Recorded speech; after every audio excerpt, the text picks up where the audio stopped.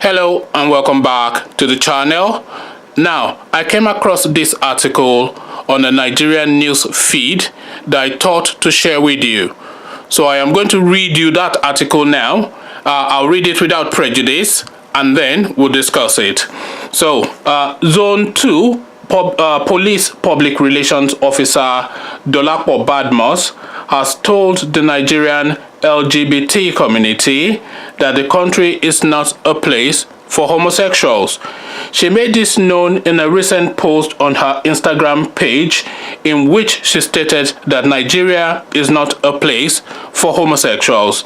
In her post, Dolapo pointed out that the anti-gay law signed by ex-president Goodluck Jonathan has criminalized all gay activities in Nigeria.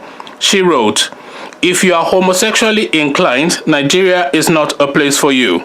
There's a law, Same-Sex Act, here that criminalizes homosexual clubs, associations, and organizations with penalties of up to 14 years in jail. So, if you are homosexual in nature, leave the country or face prosecution. But before you say this does not matter, kindly note that anything against the law of the land is criminal and all crimes will be punished accordingly, no matter how small you think it is. The law says a person who registers, operates, or participates in gay clubs, societies, or organizations directly or indirectly make public show of same-sex let me take that again. The law says a person who registers, operates, or participates in gay clubs, societies, or organizations, directly or indirectly, make public show of same-sex amorous relationship in Nigeria, commits an offense and is liable on conviction to a term of 10 years.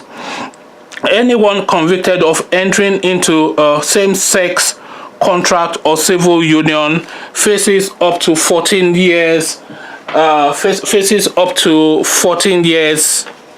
imprisonment. So that was the statement by Dolapo. So there you have it. Now, there's an argument that says being gay is innate. There is a counter argument that says that it is a psychological imbalance. So now, just staying with that second argument for the moment, I have always found it curious the amount of people that claim to be gay. So you go into any office in any Western country and it is guaranteed that at least a quarter of the workforce are claiming some sort of same-sex relationship status. Some people say that this has to be a statistical anomaly. That is the numbers of the people claiming same-sex relationship status has to be a statistical anomaly. It cannot be the case that number of people claiming this status are actually of that status. But so that is the one argument. That's the counter argument.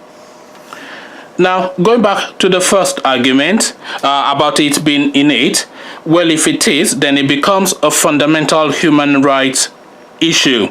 If it is innate, then you have to argue that you cannot legislate against the nature of being. So if it is innate, then there's the argument, then the obvious argument to make that you cannot argue or legislate against the nature of being.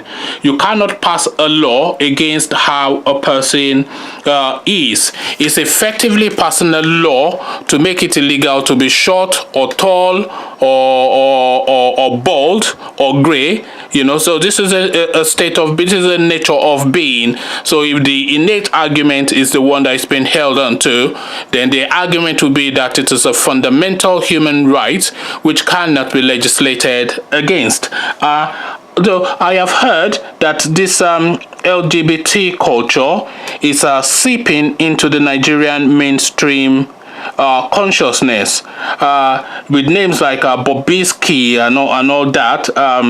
So now this no doubt would have been what necessitated this seeping of that culture into the Nigerian mainstream, would have been what necessitated the need for Officer Dolapo Badmus to feel compelled to reacquaint the Nigerian public with the law. So there you have it. No more yum-yums for the yam-yams, according to Officer Policewoman Dolapo Badmus. But what say you? Let's have that conversation in the comment section down below. So I'll leave it here, meet you there, and I'll say peace. Maybe I should do it.